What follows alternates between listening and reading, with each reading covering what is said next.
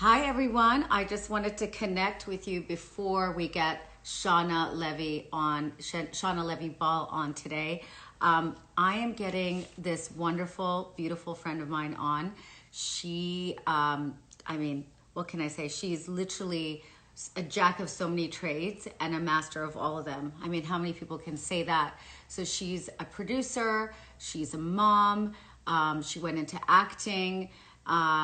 She studied in Colombia, and then she unfortunately succumbed to an autoimmune condition called ulcerative colitis. And then she spent her life from there trying to work on her health and wellness. And, it's all of these kinds of stories that you see people that go through some really, really challenging times with their health, and then they go on to become they research all the top wellness doctors, they research all the top wellness classes. And so this is one of those people, and Shauna is one of those people that you can ask her for anything and she'll give you advice. I live in Los Angeles and she tells me who to exercise with. And we're going to be baking with her today, guys. Tell me where you're from. I've got someone from New York. Is there anyone? Frida's here. Yay. Is anybody here from India? It'd be really cool to know where everybody's from. So I'm popping Shauna's Instagram cherry, as Frida coined the term. And so hopefully she'll be able to know how to get on here, and we can get her to join soon. So we're going to be looking at different recipes. So she's going to look at the chia seeds. Oh, good. India's here. India's in the house. Netherlands. Yay.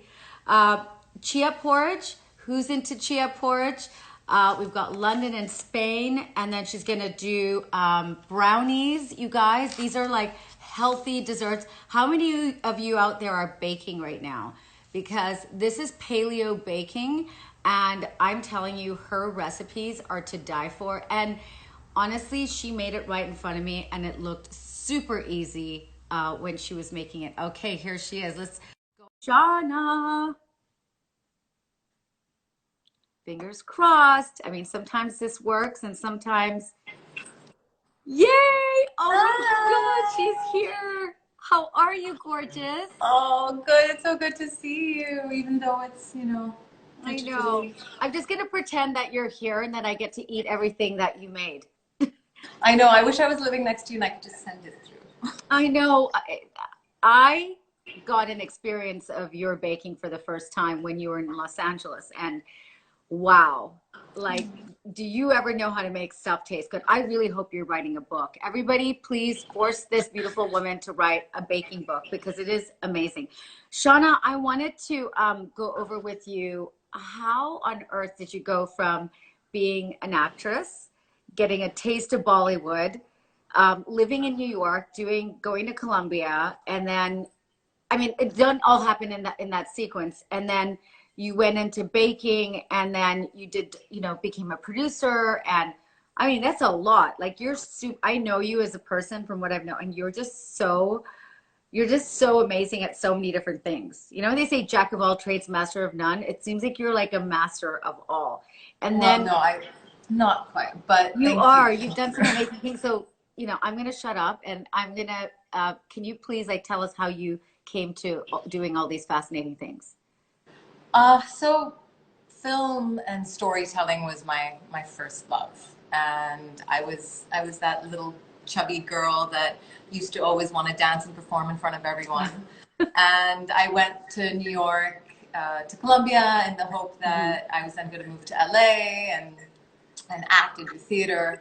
And Yeah. in my sophomore year of college, I got diagnosed with ulcerative colitis. Okay. And I had no idea what that was. No one in my family had it. All I saw was rectal bleeding, and I was in pain, and I had joint ache. I lost the ability to control my bowel movements. So I have like a dog leaves its mark all over the place. I left my mark all over New York Yeah. City with my shit. So it was a terrifying Yeah. time, but and I think being at that pivotal age where you're discovering so much about yourself, it it shook me. And I think being a theater actor, it was debilitating because suddenly I was scared to go on stage. I was so petrified that I was going to have an attack in front of everyone on stage. So that's kind of when I decided to look at things behind the camera as well. And I did a few internships, and over the years, my journey with the autoimmune, I was too young at 19 to kind of figure it all out, but it's been 16 years now. And I've kind of read a lot. I've navigated the process through allopathic doctors, psychics, healers, acupuncturists. I mean, I've read, every book under the sun, and that journey has led me to a very personalized care and idea about health and wellness and food especially that has really, really worked for me. I went to, an amazing Swiss allopathic doctor, and he first said to me, food, no, sorry, won't make much of a difference. And so, do you listen, on the one hand, you have that sort of extreme. Sure. And then on the other hand, the more you start reading and the more people that I met, I realized, firstly, I'm not the only person in the world suffering from an autoimmune disease. There's so many people. And so many. I think the hard thing was in the doctor's office to hear, oh, no one really knows why it happens. And, oh, it's forever. So you kind of think this is what my life is going to be like. It's going to be painful. This is it, but it doesn't have to be. No. And that's the most, I think, empowering part of taking control of your own health and realizing what works for you. And it's a journey. It didn't happen overnight. I'm still learning. I just had one of the biggest flare-ups of my entire 16 years right after I gave birth. So I don't know it all. I'm still very much figuring it out. But what happened was I was always a foodie. I was a chubby kid growing up. I lived in Switzerland. I mean, the land of cheese and bread, and I slowly, after reading a lot and doing a lot of, whether it was kinesiology, muscle testing, seeing doctors at Viva Meyer, a whole host, a gamut of, the whole spectrum of doctors, I realized that the paleo diet was really working for me. I tried to be a vegan for some time, and unfortunately that didn't work. I literally remember I woke up after a colonoscopy, and I was hanging on, like I had an IV in my arm, and I was like, what's this? And they're like, what have you been doing? And I was like, what do you mean? I don't know. What are you doing? He's like, you're on an iron drip because your iron levels are so low, you're anemic, and my body just doesn't digest iron from plants and legumes the way that, other people's might. So, I had to go through all those steps to realize that, being paleo has been, I think, the biggest changing point in my life. And I still get attacks, but they're shorter, they're less intense, and my recovery is that much quicker. And touch wood, I'm not on any medication after being told I was going to be on medicine my whole life. And to me, that's really been the greatest gift. 100%. And, as a naturopathic doctor, I've treated I've been doing this for 20 years, so many patients with ulcerative colitis and Crohn's, and it's a diagnosis, and it's not a death sentence, and it's not a life sentence. And I have so many patients come out of it, just by changing what they're eating and, following the advice, of a naturopathic physician or, a functional doctor that understands naturopathy, and getting real results. And it's incredible that you had to do this on your own and struggle, because it's hard enough doing it with the advice, but then doing it on your own, it's been, and also creating, ways where you can still enjoy life and enjoy things like baking without then having to suffer, right? Exactly. I love food way too much to feel deprived and eat some steamed fish and vegetables my whole life. I think that would be the worst thing ever. Yeah, exactly. So thank you for sharing that story with us. I mean, I think a lot of people out there that are listening can relate to this. And, you know, that they went to a medical doctor's office and they were told there's nothing that can be done. This is for life. And food doesn't have an impact, which is, it's shocking that we're still sitting here at this day and age and conventional doctors are saying this. That's not real medicine. Real medicine is looking at the biochemistry of how nutrition affects your cellular activity. That's massive science. So anyone out there that's like, no, I'm into science-based, this is science-based medicine and it's safe and effective. So this is amazing that you're able to look at that in the way and deal and use your talents in your smarts to deal with it at such a young age. What age did you start making the changes and you know, just saying, I'm gonna have to deal with this on my own? How old were you? I started in my, I would say my mid-20s. I think I'd probably been dealing with the disease for a couple of years at that point. And for me, a big turning point was being hospitalized. Okay. I was hospitalized in New York and the doctors decided they wanted to put me on steroids because the colitis was only getting worse. And I had suffered as a teenager from anyway, kind of like body dysmorphia, a form of like an eating disorder or two. And, you know, my periods had gone for 5 years because I'd gotten too thin. So my system was already like, you know, a party.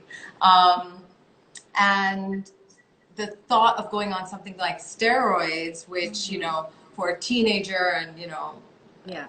a young girl who's going to want to date and all, you know, try at least. It was unsuccessful at the time, but it was terrifying. And Yeah. I hated the way I felt on them. I was not a runner. I was not someone who was, you know, I was into yoga, but I was never that sporty. But I remember being on these steroids and just being on the treadmill and pounding on it and needing to like literally get it out of my pores and my bloodstream. And I think for me, that was my big turning point where I was like, there has to be another way. Right. And I started slowly. I started, you know, just being gluten-free and dairy-free. And I would still eat rice and, you know, other gluten-free grains. And then I had a big turning point, I would say 5 years ago, where I had a really terrible attack. And I read Dr. Junger's Clean Gut. And unfortunately, I didn't have access to all the supplements and everything, but I was in India. But I followed the main principles of it. And I then read Dr. Amy Meyer's Autoimmune Solution. I read Plant Paradox. And I read all these books in quick succession after this. But Clean Gut was really, for me, I think, a turning point. And I did the 21-day cleanse. Wow. And I felt unbelievable. It was like I just pressed restart. Wow. And that for me, and then I don't think I haven't had a grain, you know, since, or, you know, maybe here and there when I've had like really, you know, bad tummy, then a little bit of Indian khichdi goes a long way. But other than that, I became grain-free at that point after just having been gluten-free and cut out, you know, the refined sugar, and just became a bit more strict with the way I was eating, knowing, and I think I figured out a lot more about myself. I was changing. I was growing older. I had a maturity that I could understand more. And then I think moving to Bombay and being stuck in crazy amount of traffic, Pinterest became my best car companion. And then I realized I was just amassing all these amazing recipes and learning. And I was not going to just sit and eat bland food, especially being in India where you had, you know, I was surrounded by such incredible, you know, spices and food and, you know, being lucky enough to have, you know, help and cooks. So that's when I started experimenting, and I've always had a sweet tooth. So I decided to, you know, take matters in my own hands and start baking. That's so awesome. And today we've got on the menu Well, yes. I need to show you guys. Well, I've prepped Oh here. my. Um, so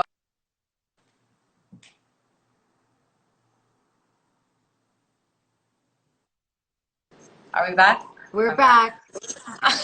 Technical glitch. Baker, not tech. There we go.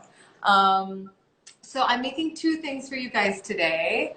I'm starting off with chia pudding, but I'm doing a anti-inflammatory twist to it. I think during these COVID times, and we need to. I'm sure I know you've been talking about this so much for the last month, that immunity boosting, building. Even if we're home, it's not the time to be snacking on, the crisps. And I've been watching all the incredible broths you've been making. I want that cooker that That you have. Ninja cooker, I know, Oh, it's so good. I think I've got all my friends have bought one, and Frida even called me the other day. She's like, I just got, which one should I get? And then I think she's got it already. I don't know if she's been using oh, it, but Frida, I need to see what you've been making. yeah, we need to share Ninja recipes. So I think I always loved eating, your conventional chia pudding in the morning, because chia seeds are packed with so much protein and fiber and nutrients. Um, and because of my issues with my gut, I make sure that I soak it overnight so that I can absorb the nutrients easily. It doesn't get stuck into my lining. If I am in the middle of a flare, then I sometimes even blend and blitz the chia. So After you soak them? after soaking them, Okay. That's better. It's easily because digestible then. it's just that much easier to It digest. doesn't So stick to that's the lining of the intestinal mucosa. exactly. So when I'm not in a flare, I just soak them overnight and eat them as is. But then I was thinking, let me combine, something from India, which is known to be so healing and therapeutic. And now, in LA, I was spending so much time there with you. Golden lattes, turmeric is such Turmeric. a hot fad. But we've been, in India, we've been using it for, centuries now, and it's Yes. such an incredible spice that Ayurveda loves to use, and we use it in all our cooking. But so why not take the golden latte and combine it with the chia pudding? That is brilliant. So you can I start love your day with, and again, I was reading your book, which I love, and need to make sure I keep this young. You look great, Shauna. Always do. Tired, but thank you. So yeah, I was inspired thanks to having read the book again and remembering that all these spices that you use in a turmeric latte are so incredibly healing, but also a perfect way to fire up all those digestive enzymes and juices and For sure. the ginger and all Yes. of those heaty spices. So I right before this call, I made myself a cup of haldi doodh, Nice. That. What is in and there? What is in it's your? cooled down. So let me tell you guys what's in here. I use, again, you can use any sort of nut milk or coconut milk of your choice, but when I'm in a flare, I try to go easy on the nuts. Again, just because they're a little harder to digest. Even the And milks. Even the milks affect you. The nut milks. so I soak the almonds overnight and take out all the phytonutrients so that it's easier. So I'm okay with nut butter and nut milk, but I sometimes just still prefer to use a coconut milk because I know it's completely anti-inflammatory. There's no side effects. And it's high in electrolytes as well. So. And good fats, MCTs. Yes. But really, it's a choice preference at this Yes. when you're making this. So yeah, you take 1 cup of your choice of nut milk or coconut milk, or even if you're not following our diet, normal milk, heaven forbid. No. And I No dairy for anybody. And so then on a pan, I add the milk. I add a quarter cup of water as it's going to evaporate as you're cooking. I add half a teaspoon of ginger powder, half a teaspoon of organic turmeric. If you are fortunate enough to have like real turmeric root and ginger, you can even grate fresh into the milk. And then I take a quarter teaspoon of crushed cardamom powder, and I take a quarter teaspoon of black pepper. Black pepper is really important with turmeric lattes because it activates the curcumin. And then half a teaspoon of either ghee or coconut oil, which basically helps the absorption of the turmeric into the bloodstream. So the fat is essential, and then the pepper to activate. And if you're feeling even more indulgent, just a pinch of like saffron water, and that just the aroma, and it just adds so much more flavor to it. So what's saffron water versus just like a string of saffron? So sorry, I mean take like a few strings of saffron in a little bit of hot water and just get all the color out of it. So you're extracting as much of the flavor as And then possible. You put that into the turmeric. And crush so it. Don't yeah, put so like with a pestle and mortar, I just crush it and then I pour it in. And then I bring it on a very slow boil. Okay. And strain it, and then you have your cup of haldi doodh or turmeric latte or golden latte ready. And if you're going to drink it straight away, great. Otherwise, what I do if I'm making the chia, which I'm going to show you right now, is cool it in the fridge. Okay. And then I'll show you what we'll do. Let me just put this down. All right. Perfect. So you get your bowl ready, and you add this is 2 tablespoons of chia seeds. I add 1 tablespoon of desiccated coconut and 1 teaspoon of freshly ground flax seeds. The flax seeds are great because it's amazing fiber. Again, a little bit more coconut for the MCTs and the good fats. And obviously we've talked about chia and its amazing benefits. And then I'm adding in let me pray I don't spill. There we go. Oh, it's amazing color. And then you just mix it in. So you can only put chia seeds, that's totally fine. But I love to add the flax and the coconut because it just gives it a lovely texture, and in the morning you're just adding that much more like superfoods and health to your morning breakfast. So you just need to mix it really well to make sure there are no clumps. And so it's gone a beautiful color because of the saffron. You can see some of the... Love it. And I mean, it's literally that easy, Nigma. I wish there was something more to it. And you pop it in the fridge. That's so, and you just pop that in the fridge overnight? You pop it in the fridge overnight, and tomorrow morning I'm gonna have this with like, I can put some baked apple on it. You can it's like dessert. Slice some, or just have it as dessert. And so it feels like you're having something sweet, but I've put absolutely no sugar in here. It's completely vegan. It's just filled with nutrients, and it's such and the spices act like a warming way to start the day. And so it's for all of those of us who have like a sweet tooth but don't want to indulge. This is really like it's the perfect. So now coconut milk, you get the coconut milk without sugar, right? The unsweetened coconut milk. So I actually make my own coconut milk. Oh wow. Again, everyone says, wow, but it's so easy. I don't do it the like old school way where you take the fresh coconut, but you can take desiccated coconut, which you can buy at, Trader Joe's and Whole Foods, Erewhon, anywhere.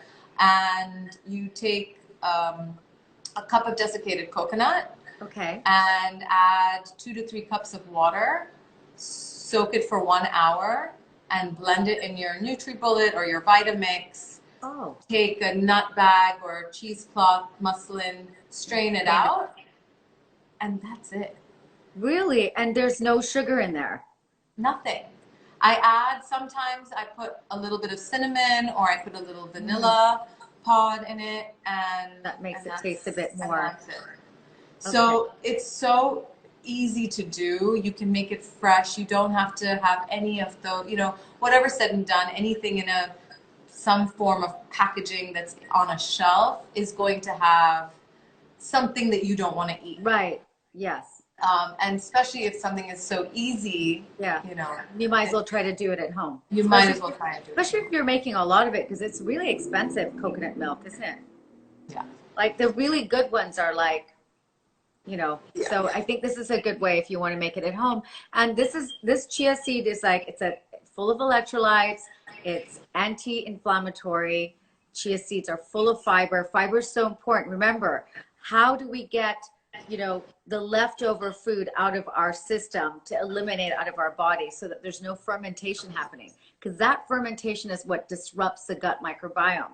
So the fiber helps blood sugar levels. It helps so many different things. So Yeah. it's an incredible combination of nutrients, and it feels like a dessert.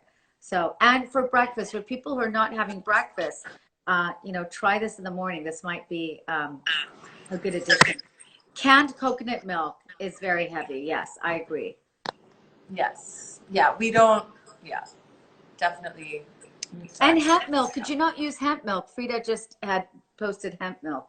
Yes, I love hemp milk. I don't get hemp seeds that easily in India, so I haven't used it. But yes, hemp milk is brilliant and so healthy. Um, Actually, like figuring out. I do a lot of muscle testing and figuring out Mm-hmm. what nuts kind of work for me. There are so many other nuts other than almond that you can make milks out of at home that are super nutritious. I mean, even using a combination of hemp, a little bit of pumpkin seeds and sunflower I'm seeds, writing that down. Yeah, rich in and zinc. That's rich in zinc, so it's really good for the immune system. making like a mixed seed milk is unbelievable as well. Oh, macadamia nut milk And too. macadamia Oh, nuts, it's so delicious. delicious. Oh, And wow. Can Brazil you nut make milk. that? Sorry? Can you No, I make love it. macadamia? No, I love it. I love macadamia nut But milk. can you make it? Yeah, absolutely. The same way you Same make way. almond Okay. milk. Okay. So the only difference with the coconut, you don't need to throw away the soaking water, the water that you've soaked it with. With nut milks, you have to soak them overnight Okay. and throw the water away Okay. Got it. and use the soaked almonds. So then they become much more they're easier to digest, they're activated and that much healthier for you. Okay. Yeah, no, Yeah, that's macadamia nut milk, Brazil nut milk is great. Walnut milk is brilliant. Um, hemp milk. Pistachio milk, hemp. Yeah, Yeah. So hemp is for great people, because so many people have nut allergies. exactly. Yes, I know. I told you, Danielle, no almonds. Some people have intolerance to almonds, not just food allergies, actual intolerances. So it's there's so many alternatives out there 100%. and easy 100%. ways. And now you've taught me the coconut milk one. I'm so going to try that. Let me know. Sounds super easy too. It, Uh, it really is. so then you mix that all and you'll have that for breakfast. And so So that's yeah. like easy, but that's something you have to prepare a day in advance, right? So what I usually do at night, after dinner, I'm, putting everything away. I'll just take out, I prepped like already, I'll make all my milks in the morning so they're all ready. And then Wow. it's literally what you saw, chia seed milk, you know, if I want to make it plain, I just put half a teaspoon or a teaspoon of cinnamon, some vanilla, the chia, and the whatever milk, and whisk it up and put it in the fridge. And then Yuraz has oats. I don't, but I often even combine oats into the chia pudding to make it like a combo between an overnight oats and a chia pudding. Oh, that's brilliant. So, and so you're getting, you know, oh, I think you were mentioning on your chat with Frida that oatmeal was an amazing start to your day. Yes. And it helps with, you know, hormones, and it's great qualities. I wish I could eat more of it. Yeah. So you could put your 1 cup of, you could use the chia pudding recipe that's in your book and add 1 tablespoon or 2 tablespoons of oats to that and soak it overnight, and you have the best of both. Great. Awesome. I'm going to try this turmeric one because it just sounds incredible. So now the other one, the other dessert that you're going to make, or the other. I'm making brownies. So yeah, these. I've had these before. You have had these before. Yeah, I wish you were here so I could. Guys, I'm telling you, I'm not joking. I am not a sweet tooth person, but literally after, I think you were making them and I was like eating them as they were coming out and there was like none left and I was so embarrassed, but I could not, it was just delicious. And it didn't even feel heavy. It was so light. I don't know. I think honestly, that's the great part about paleo baking is once you get used to eating this way, you take a bite of refined sugar in some form and it doesn't sit well with you anymore. And you know, white flour from a normal cookie tastes strange. It all really, and I never thought I would feel this way, but I can now tell immediately if I've had a bite of, you know, flour, refined sugar, or dairy in a heartbeat. Oh, right away. It's incredible when you take it out of your diet. You really notice. You just notice a difference. Absolutely. And now with baking and cooking this way, you really don't miss it, which I think is what is so important. How long does this all take to make? Honestly, like, can anyone do this? Because I know all these chefs out there and people that, I mean, that bake, they make it look so easy. And then when I try to do it, I mean, I do my own, you know, kind of recipes I don't measure anything, or I just put stuff together and, you know, make a stew or something. So I'm not really measuring, except in when I did my book and I wrote the recipes in my book, I actually had to measure everything. I had friends that are chefs that helped me. So because I did not, I'm like, how much of this should I put? But like, how long does this take? I know the chia is like an overnight thing, and that looked like it took what, 15 minutes max? Yeah, I mean, making the haldi doodh literally took me 4 minutes because you've just got milk on a pot and you're adding things in and that's it. And then you're whisking everything together. So it's a 10-minute process. I honestly am not I'm not a professional cook. I'm not a professional baker. There's nothing professional about the way I operate. Could have fooled me, Shauna. No. So I when I choose recipes and then adapt them and try and think of what I would like to taste, because for me it's all like what kind of sits well with me. What do I like things a little fudgier, or do I like things a little, you know, darker?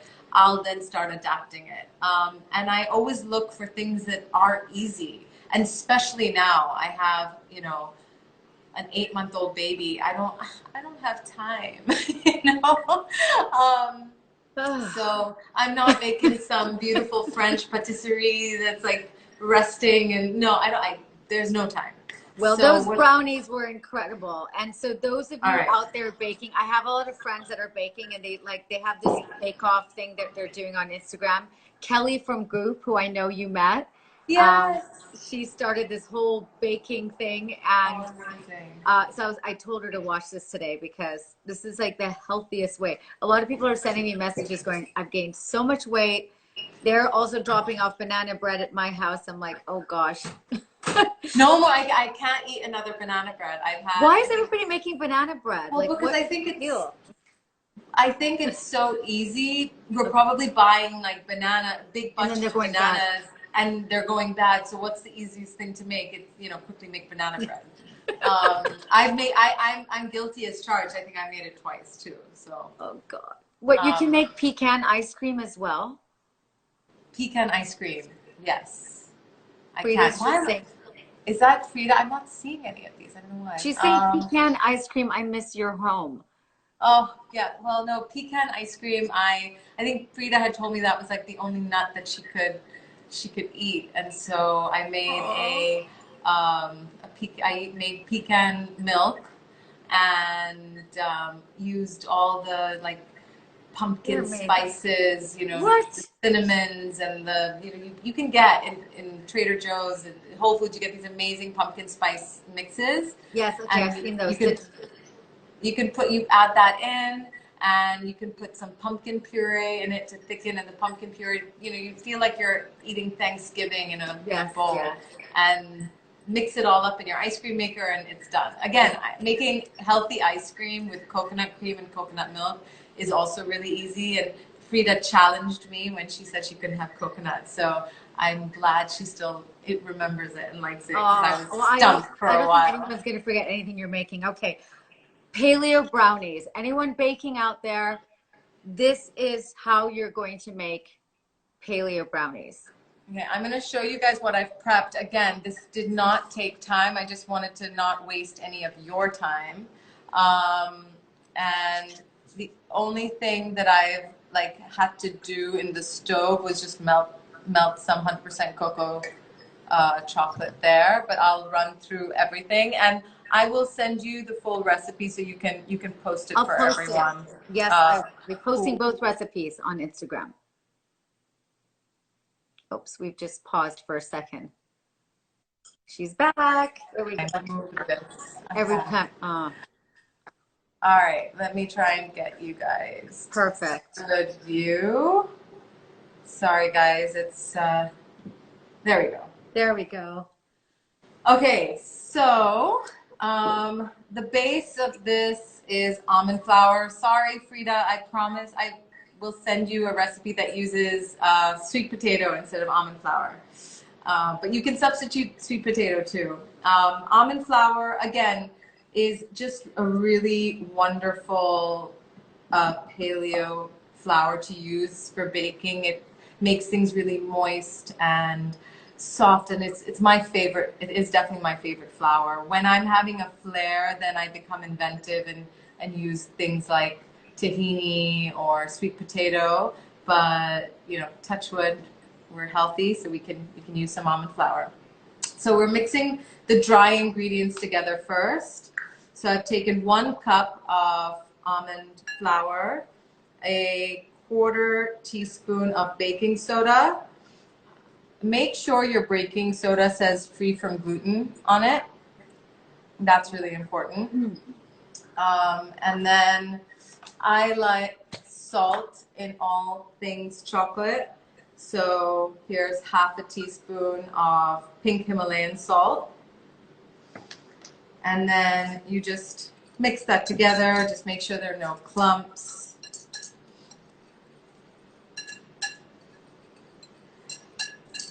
And the thing about baking, honestly, is if you keep everything out and measured and ready, it really takes no time at all.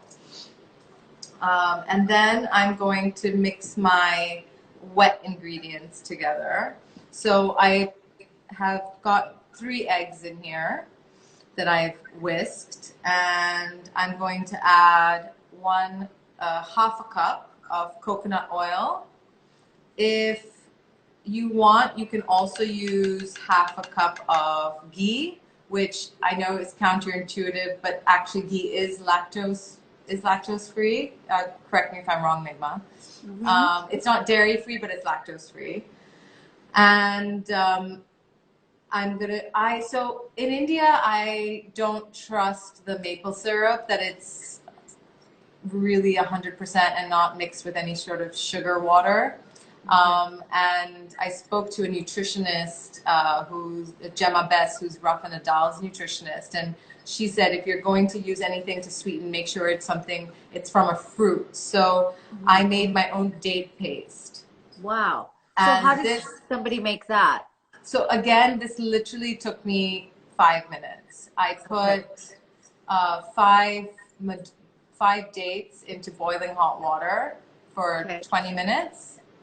and took the pits out, added a little bit of water, and blitzed it up into a paste. I mean, it's literally as Okay. simple as that. That So sounds easy to do. you know that you're getting iron with dates. You know that you're getting fiber. So it's not processed. I did it myself. Right. There's nothing, nothing bad. Because if you are going to cheat and eat something sweet, I want to make sure that, again, it's still filled with good for you foods. Lisa will give you a good bowel movement, right?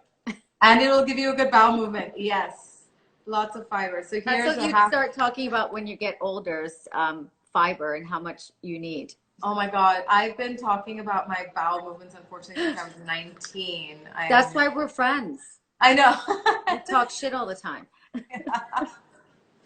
And so you have those three things. You've got the 3 eggs, the half a cup of coconut oil, the half a cup of date paste. Again, you can use maple syrup if you want, or a good quality maple syrup. If I were in LA, I'd probably use Lakanto's maple syrup. Lakanto's made from monk fruit sugar. Ah, okay. And my gastroenterologist in San Francisco actually told me that monk fruit sugar is the most beneficial to anyone with gut issues, and it doesn't raise your insulin levels. So it's my favorite. But using the drops that are so sweet doesn't really work with baking so well. So if I were in LA, I would go and buy the maple syrup version. Why don't the drops don't work well? How come with baking?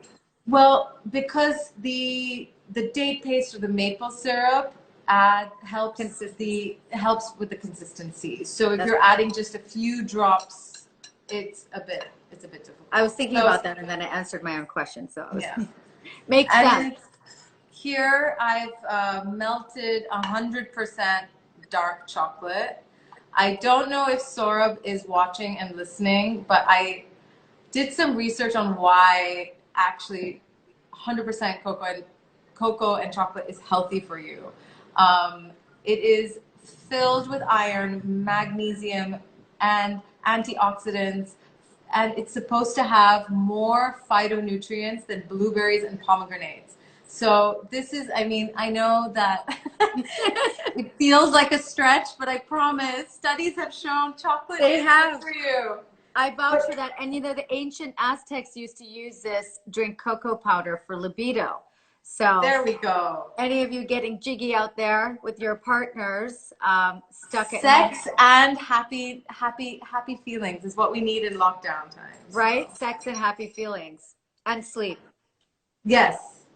So the magnesium will help us relax. So I'm just adding in my 100% melted chocolate.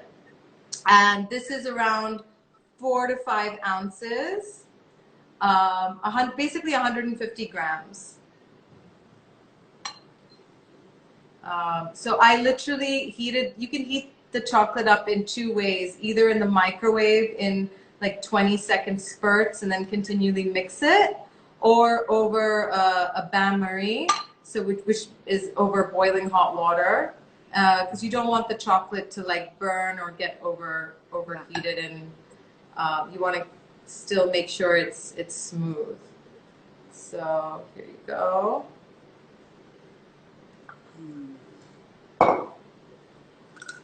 Did you put the maple syrup in the one that I tried when you were in LA? Yes. Okay. I think yes, I put maple syrup because I knew which maple syrup to buy. I was able to procure the right ingredients here in Bombay. I just don't trust. And at the moment during lockdown, I'm not able to get the best quality ingredients. Finding things at the moment. Well, you see how it's a really nice fudgy consistency. I'm just gonna now mix in my dry ingredients into it. So that's the almond flour. This is the almond flour, baking soda, and salt. And like once this is mixed, I'm gonna change to a spatula. I used to love licking those. Oh my God, I know. If I wasn't trying to be, you know, ladylike, I probably would. Well, you can. You're so lucky. I am so gonna try this recipe.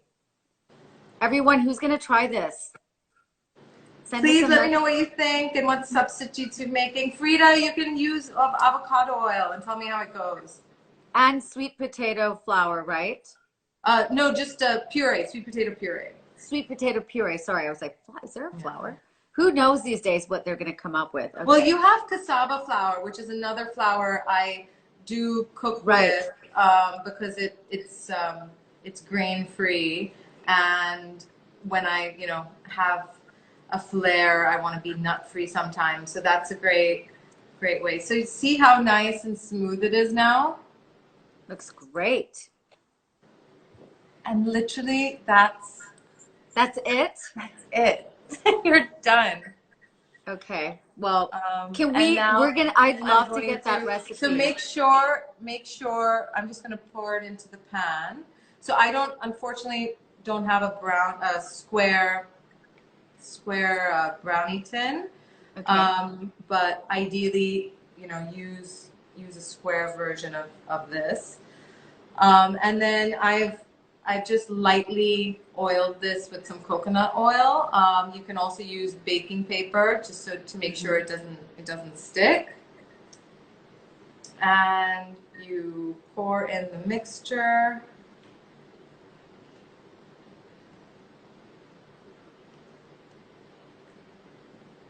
And voila.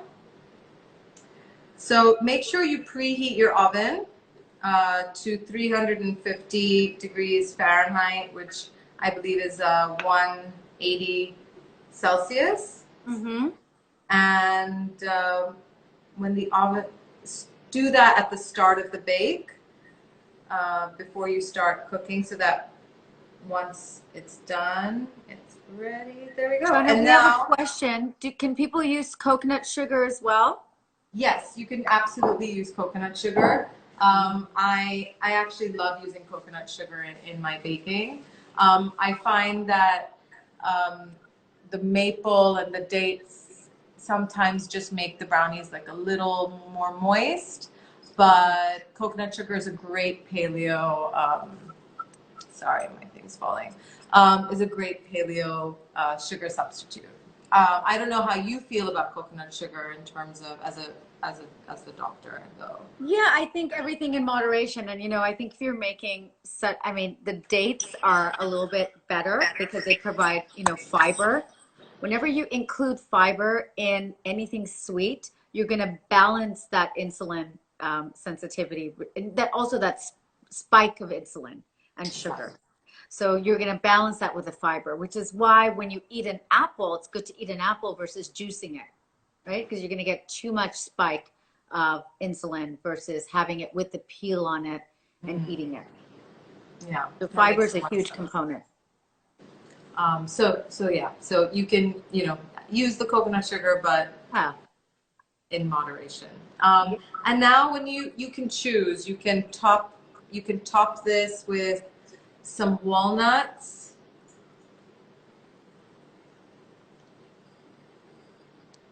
Just for some added crunch. I'm always into a little texture. And I was so lucky I found some vegan chocolate chips from when I came from LA in the back of my fridge, so you could So you sprinkle. add chocolate chips as well to that. Wow. So just for the top, this is just to make it like a little, this is just for Oh, presentation. uh, These are, again, like they're 85%, they're vegan. Um, this is just for the Insta prettiness. And now we'll pop it in the oven. voila. Yeah, so we're done. So And yeah, how guys, long does it's that so bake for easy. again? Sorry. Sorry, So how yeah, long does that? we're baking this for 18 to 22 minutes. Oh, wow. At 18 minutes, I would just prick it with a toothpick to make sure it's clean. I actually love taking it out when it's clean but has a little bit of residue on it because Okay. then I like that slightly gooey center. But obviously, you don't want to eat it raw when it's still falling apart. So 20 minutes is safe. And you can use gluten-free flour instead of almond flour, but there's different kinds. I've personally never tried gluten-free flour just because most of the gluten-free flour includes some form of grain. Right. But I'm pretty sure that it would work. It would work well. If anyone wants to use a gluten-free substitute, I would just always go onto Google and type in almond flour ratio to that substitute, right, and see if you need to increase it by a tablespoon or two or decrease it to make sure that the ratio is off. Because like Frida and I were having a chat about, we were making some banana carrot muffins and she subbed cassava flour for the almond flour, and cassava flour is a bit more dry. Okay. So they were a little more dense and not as right, moist. So we should have put in a little less cassava flour, or maybe added, some grated apple or something else to give it that lightness and moisture. So you just, depending on the flour, you have to play around a bit. How about egg substitutes? So that's a tough one for baking. It is a tough one for baking. Flax egg, I've had quite a bit of success with. So to make a flax egg, you put 1 tablespoon of ground flax seeds, or whole flax seeds, sorry, and 2.5 tablespoons of warm water, and you mix it and you let it like get a little congealed, kind of like how chia reacts in water, and you can use that as a vegan binding tool. Have you heard of canned chickpea juice? Aquafaba, yes. Yes, and blending that into like can that be used as well in that? That can be used. I have not tried it just because with paleo, legumes are off the table. Sure. Which is a shame because I love chickpeas and I love hummus. But I've seen a lot of vegan bakers online use it, and it looks so white and fluffy and delicious. So if anyone watching does use it, please let me know how it goes. Yeah. And ground flax seeds versus whole flax seeds. Ground flax seeds are much easier to digest, whereas whole flax seeds kind of sit in your intestine, but that's why you're soaking them, right? So exactly. That they expand and then you can whip them up. Absolutely. So yeah. So flax egg, the chickpea water, you can definitely use as substitutes. Egg is definitely one of those things that I'm always constantly changing. I know when I don't have a flare, I'm okay with eggs and I'm okay with nuts. The minute you have to cut back. Quite good, I cut back. So again, it's really about understanding and knowing your body, and that takes time. It's a self-awareness and mindfulness about how you're feeling and listening to your body more than anything. Yeah, and I think I've had to learn that again after having a baby, because again, things change completely, and you don't know. I mean, it's all new. It's all new, and the digestion's different. You're concentrating on now not only the nutrients that are going into your body, but now you're thinking about the nutrients that are going into your body, that is going into the milk, that's going into the baby. So this added level of pressure, thought, balancing, that is definitely been another journey. Yeah, I saw you throughout your pregnancy, and you're exercising all the time. You were making the most incredible meals and baking, and you and Uraz were in Los Angeles here, and we had such good times. I relished those times with you, really. I know. I hope we come back soon. No, you are going to. That's good. I'm going to manifest it. I'm not going to say I hope. I'm just going to look forward to that day. Absolutely. And then maybe we can do some baking together. Yes. And hopefully be careful to to say yes to that. I'm so horrific in the kitchen with baking. No, my God, I've seen you work your magic in the kitchen recently. You're Not amazing. with baking. Baking is a different animal. Like there's baking and then there's like just putting stuff in a ninja and making a stew. Like you made that seem really simple, which gives me a bit of hope. And I hope It is. everybody out there is going to try to make that. And I promise we will post it for you, some, the ingredients. And yeah, no, I'm excited. Thank you. No, I hope everyone really enjoys it. And I promise you it is as easy as that. And So sorry, I wanted to say really quick before we move on here. I was like, Shaana, for everybody who doesn't know, she's in India right now. And you guys are on full lockdown. Like you can't even go out, really. In the last 4 weeks, I have stepped out of my apartment in 3 times. Once to go to the pediatrician and twice to walk 100 meters down the road to buy, toilet paper and a few groceries. But we're not allowed to go for walks. We're not allowed. Yeah, we're basically not allowed out of the house unless we're going to the pharmacy. It is. It is hard. I think because we're in India, I feel terrible complaining because there are just so many people here who are really truly suffering in horrific ways. So I am in a lovely apartment. I'm safe. I have produce. I'm sitting here baking with you in LA, and so I really can't complain. But yes, do I miss being able to go out for a walk? 100%. Do I stress a little bit about whether Zion, my 8-month-old, is going to be developing the way that other kids are developing, seeing new places and people and things and outdoors and feeling grass and sand and breeze? He's been inside this air-conditioned, apartment the whole time. I worry about the people in this country where, Bombay is such a densely populated city, and we have to take these strict measures. So, yes. In a way, I applaud the government for having acted quickly and for doing what needs to be done.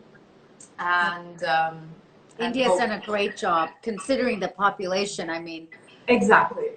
We should all look to India as an example of this, how they quickly locked it down, and it's incredible. And it's incredible. It's going to be a really interesting time to see what we can do to, help the people of India. That's something definitely that's dear to my heart, being of Indian origin. And by the way, I love the way you said my name. You said it so perfectly. Your accent. Well, you should slap me if I didn't. I mean, no, I know, but it's like people always introduce me, they say my last name completely, it's fine. There's different ways of saying, but you said it like properly. My Indian sister from another mister. And with my Jewish last name, you definitely should be able to say my last name. So wait, you're Jewish, you're Indian and Swiss, right? And so I'm half Swiss Jew and half Indian Gujarati. So I'm literally a good Jew. So yeah. I love that. And wait, you were born in Kenya as well, right? Yeah, I was born in Mombasa. Yeah, we were discussing that we both have our BCG. So hopefully we'll be a little bit safer from COVID.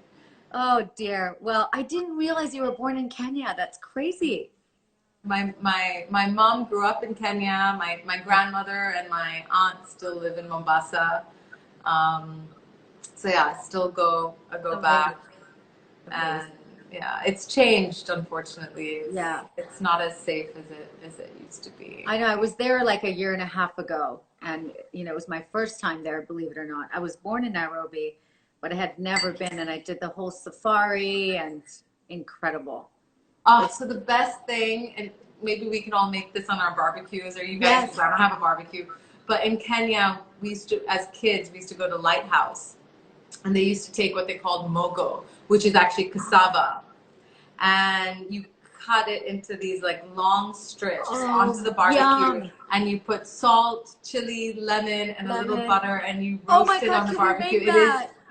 out of this world. And I'm thinking to myself, I'm like, oh my God, it was paleo. Can we This make whole that time next I time? was eating paleo. Oh wow. It's gonna cut us off in a second, but let's do that. Anybody who knows what mogo is or cassava, I'd love to do that. Amazing. You can bake it as well, so. You can make chips out of it, crisps out of it in the air fryer. Air fryer, by the way, is my new best friend. I know, me too. Me too. Shauna, thank you so much for joining us. I love you so much, and I can't wait to see you back in LA. And stay safe.